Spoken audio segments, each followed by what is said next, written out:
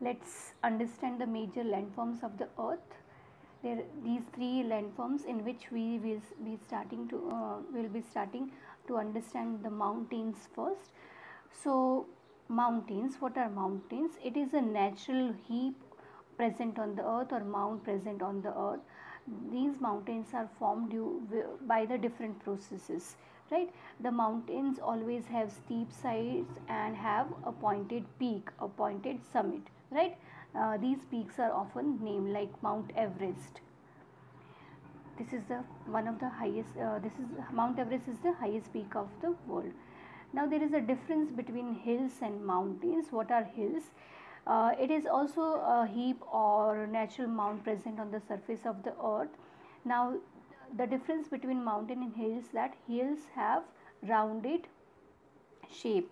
They have rounded peaks and the slopes are gentle compared to the mountains. After understanding what is mountain, what is the difference between hills and mountain, let's understand what is a mountain range. Mountain ranges are also known as mountain chains or mountain belts. So mountain range is a geographic area where many mountains exist together, right?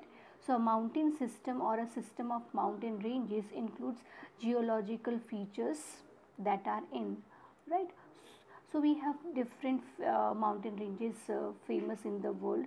We have Rocky Mountains in North America, we have Andes mountain range in South American South America, a Himalayan mountain range in Asia, especially in India, Alps mountain range in Europe, Atlas mountain range in Africa.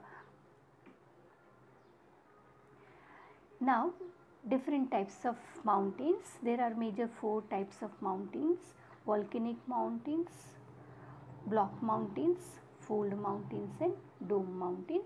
These mountains are formed due to different types of plate movement. Let's understand the three major types of plate movements. First plate movement is divergent movement. Divergent movement means the plates are moving in opposite direction away from each other. Second type of plate movement is convergent movement, where plates are moving towards each other, right? Third plate movement is transform plate movement, where the plates move sideways, right?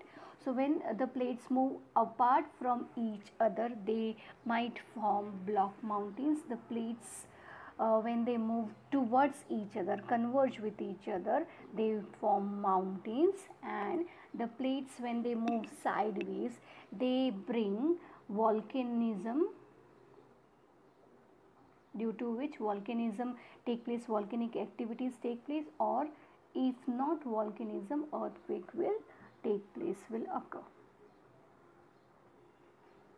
Let's understand how the fold mountains are formed. Fold mountains are formed at convergent plate boundaries, where the plates are moving towards each other. When the plates move towards each other, because of which a pressure is created and the plates are pushing each other, right? Because of which on the surface of the earth the folds are created, resulting in fold mountains. Now the fold mountains are of two types: young fold mountains and old fold mountains. Young fold mountains and old fold mountains. In young fold mountains, they are always of high elevation, having steep sides and having peaks which are very sharp. Old fold mountains, they are lowered in elevation, they have a gentle slope, and they have often rounded peaks. So Himalayan mountain range is one of the example of young fold mountain range, where we have Aravallis as the example of old fold mountain range.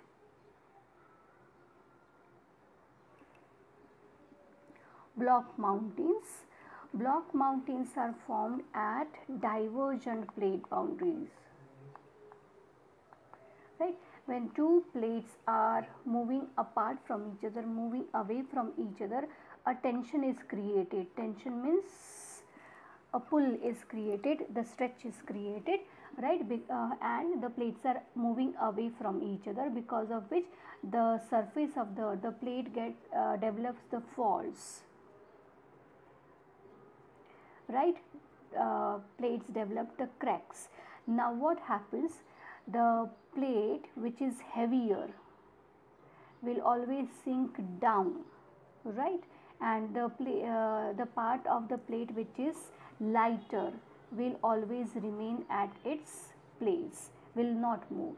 So what will happen, in this figure, the central part is heavier, so it is sinking down, creating valley at the center part, and mountains, block mountain on both sides, right?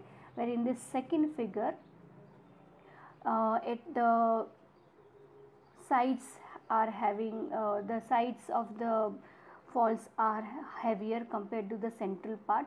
So over here, block mountain is created at the central part, and at the both side you have valley, because these two parts of the plates are heavier, so they sink down.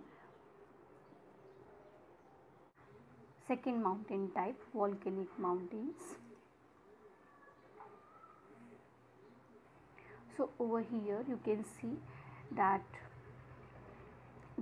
from magma chamber, from magma mantle, the magma tries to come out, breaking the surface of the earth, right? And it breaks the surface of the earth, and volcano erupts, right? Now this volcanic activity is taking place, and layer after layer of lava gets cool down on the surface of the earth, increasing the elevation of volcanic mountain. This channel from where the magma comes out on the surface of lava, then on the surface of surface of the earth, then the magma which is spreading on the surface of the earth, it is called lava, right? This channel is known as vent. So layer after layer is cooled down and solidifies and increases the elevation of the mountain, right?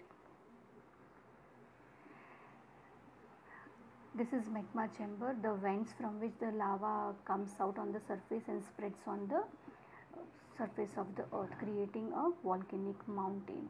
There are different types of volcanic mountain. Number one is active volcanic mountain. Second is dormant, and third is extinct. We'll see these different types in the other video.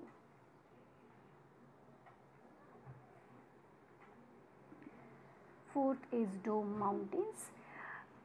The mechanism is similar to the volcanic mountain when the magma tries to come out, but the earth's surface is so hard that it cannot break the surface of the earth. It just lifting up the surface of the earth, creating a dome shape, right?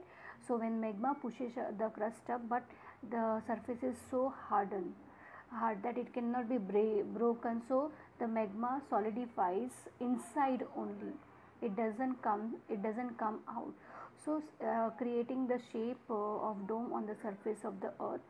That is why it is known as the dome mountain. Hope that you have understood all four types of mountain formation. In the next video we'll learn further. Bye bye.